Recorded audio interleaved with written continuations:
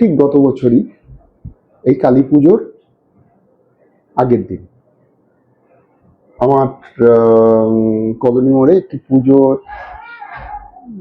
ওরা উদ্বোধনে আমন্ত্রণ জানিয়েছিল বিকেলবেলা। তো যথারীতি দুপুরবেলাতে আমি হসপিটালে মানে সকালে হসপিটালে ঢুকেছি, খাওয়া দাওয়া করে আসিনি, রুগী দেখছি। দেখতে দেখতে দেখতে 2টো 2:30 পৌনে 3টে বেজে গেছে। সব রুগী দেখা শেষ,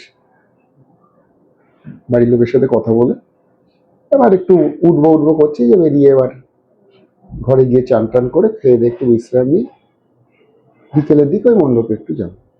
ঠিক সেই সময় 2-3 জন ভদ্রলোক দৌড়তে দৌড়তে আমার ঘরটাতে কি হয়েছে বললো যে ডাক্তারবাবু, আমরা একটা পেশেন্ট রুগী এনেছি, প্রচন্ড ব্লিডিং হচ্ছে, রক্তপাত হচ্ছে। বললাম কোথায় পেশেন্টটা? বললো যে 3 দিন আগে একটা নার্সিং হোমে তার সিজার হয়েছিল, সিজারের পর তার প্রচন্ড রক্তপাত হচ্ছে এবং সেই নার্সিং হোম থেকে রেফার করে দিয়েছে। তো রেফার করার পরে তারা সরাসরি নিয়ে এসছে হচ্ছে বারাসত হাসপাতালে।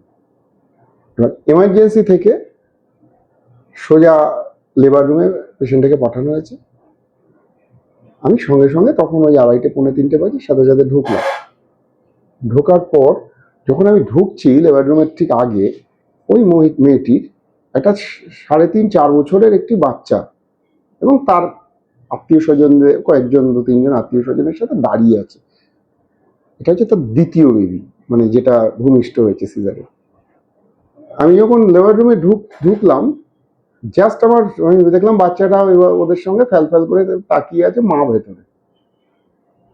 আমি গিয়ে দেখলাম মনে হয় একটা সাদা মমি, মনে হয় মানে পুরো এতটা ব্লিডিং হয়েছে, পুরো সাদা হয়ে গেছে এবং তখনও ব্লিডিং হচ্ছে। হাতে পালস সেরকম পাওয়া যাচ্ছে না, 1-2টো হাতে আসছে, এখানে প্রেশার মাপা যাচ্ছে না ঠিকঠাক। তো সঙ্গে সঙ্গে সিস্টার ওখানে দাঁড়িয়েছিল। আমি বললাম ব্লাড রিকুইজিশন করেছেন? আমি বললাম হ্যাঁ ব্লাড রিকুইজিশন করেছি। ব্লাড ব্যাংকে বলে দিলাম যত তাড়াতাড়ি সম্ভব 10-15 মিনিটের মধ্যে আগে ব্লাড পাঠান।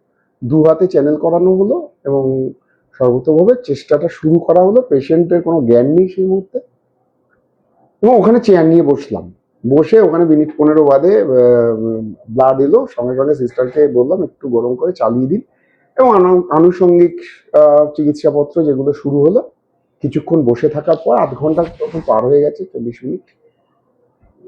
দেখলাম যে ব্লাডও চলছে। আমি বললাম ঠিক আছে, আমি তাহলে আমার ঘরে গিয়ে বসছি, আমি কিছুক্ষণ বাদে আসছি। এইবার কিছুক্ষণ বাদে, এখন 40-45 মিনিট বাদে আবার এলাম। আমি আবার এসে তখন দেখছি যে আমার মায়ের অলরেডি প্রেশারটা কিন্তু পাওয়া যাচ্ছে এবং পালসটাও আগের থেকে একটু বেটার হয়েছে, সামান্য চোখও মেলেছে। তারপরে আবার বললাম ঠিক আছে, আর 2টো ব্লাড আনা হয়েছিল, আর বললাম এটা শেষ হলে পরের ব্লাডটা চালাবো। দিয়ে আবার আমি ঘরে গেলাম। আবার ঘন্টাখানেক বাদে, 1-1.5 ঘন্টা বাদে আবার এলাম।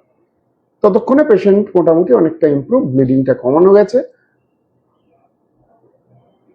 যখন বাইরের দিকে এসে সমস্ত এটা মিটিয়ে বাইরে তাকালাম, দেখলাম অলরেডি অন্ধকার নেমে গেছে। তো খাওয়ার কথা মনেই পড়েনি, চেষ্টার কথা মনেই পড়েনি। তো যাই হোক, সন্ধ্যেবেলা 7টার সময় হসপিটাল ছাড়লাম, 6:30-7টায়। গিয়ে বাড়িতে গিয়ে চান টান করলাম। রাত 9টা-9:30টার দিকে আরেকবার ঘুরে গেলাম, তখন রোগী অনেকটা সুস্থ। তারপরের দিন সকালবেলা 9:30টার সময় হসপিটালে ঢুকলাম। ঢুকে দেখলাম একটা অদ্ভুত দৃশ্য। ওই মা, যার আগের দিন এইরকম সংকটজনক অবস্থা ছিল,